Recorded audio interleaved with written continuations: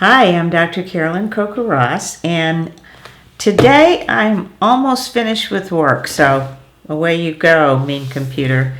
I want to talk to you about something fun relating to intergenerational trauma, and that's joy.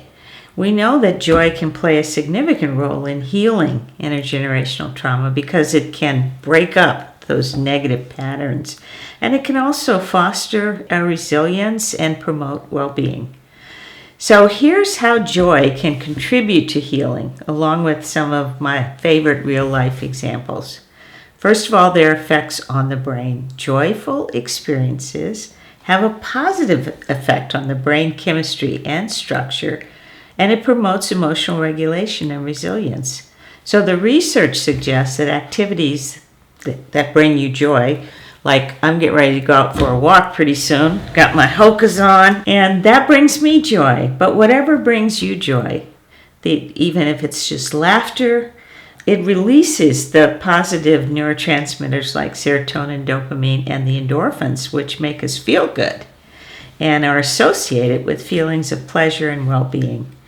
Over time, these brain changes can help to reduce the impact of trauma. So real-world example of individuals who engage in activities they love, whether it's playing sports or dancing or spending time with loved ones, my favorite, experiencing moments of joy contributes to their overall healing journey. The second way joy is helpful is through building resilience. So anytime you have a joyful experience, it strengthens your resilience and your coping mechanisms, helping you navigate difficult or negative adversity. And also it can help overcome challenges that are associated with intergenerational trauma. So the research shows that resilient individuals are better able to bounce back from traumatic experiences and adapt to stressful situations. So here's a real-world example. Despite facing intergenerational trauma, some individuals find joy and resilience through their hobbies, passions, or activities that bring them fulfillment, such as gardening, not my favorite, but cooking, yes, or volunteering in their communities.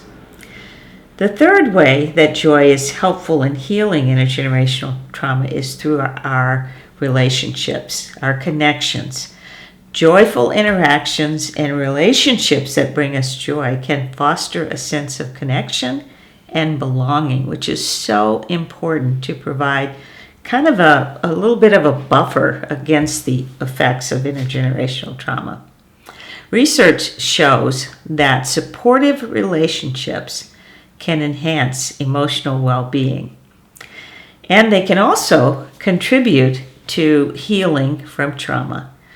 So I'm assuming the opposite is true as well, that non-supportive relationships can be harmful to your healing process. So be aware of the relationships that you keep, whether they be family or friends or boyfriends, partners, etc.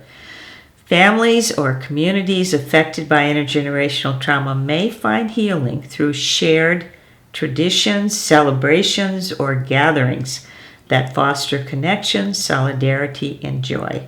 For my family, it's always been Thanksgiving, but we used to celebrate Kwanzaa as well, so pick yours. Number 4, making meaning and empowerment is what joyful activities can do. Joyful experiences can help individuals reclaim their own personal power and also find meaning in their lives. And this then can counteract feelings of helplessness or despair or sadness or anger associated with intergenerational trauma. Research indicates that finding purpose and meaning can enhance your psychological well-being and can also help you heal your trauma. So here's my real-world example. Some survivors of intergenerational trauma channel their experiences into advocacy, activism, or creative endeavors. I remember a Holocaust survivor who became a very famous painter, and she painted her memories of the Holocaust. So finding joy and fulfillment can make a really positive impact on your community and also on yourself. Cultivating joy can disrupt intergenerational trauma patterns by promoting healthier coping mechanisms and communication styles, both in families and communities. Research suggests that intergenerational trauma can be transmitted through behavioral and relational patterns, but joyful experiences and positive relationships can help interrupt that cycle. Here's my real-world example. Prioritizing self-care, boundary setting, and open communication can help you create environments that foster joy and emotional safety, thereby contributing to healing across generations. Overall, while joy alone may not be the panacea that heals intergenerational trauma, it can definitely serve as a powerful catalyst for resilience, connection, and empowerment in the healing process. Through intentional, again, cultivation of joy and meaningful relationships, individuals and communities affected by intergenerational trauma can move towards healing and also restoration, empowerment, etc. So whatever brings you joy, go out and cultivate it. I'm going to just show you some of the things that bring me joy in the pictures you'll see on the screen. I love walking on the beach. I love eating at new restaurants. I love dancing. I love working out in the gym. Actually, I love weightlifting. I think we have an embarrassing video on that to show you. And more than anything, I love traveling. I've been to many, many countries, including Africa, Europe. And most of all, I love being with my family and friends or being out in nature. All of those, and I can make a longer list. But, sometimes when we're working very hard, we don't stop to take time to go for a hike. We don't stop to enjoy, calling up a family member or a friend that you haven't seen for a long time. So, we need to cultivate joy. That's the way to do it.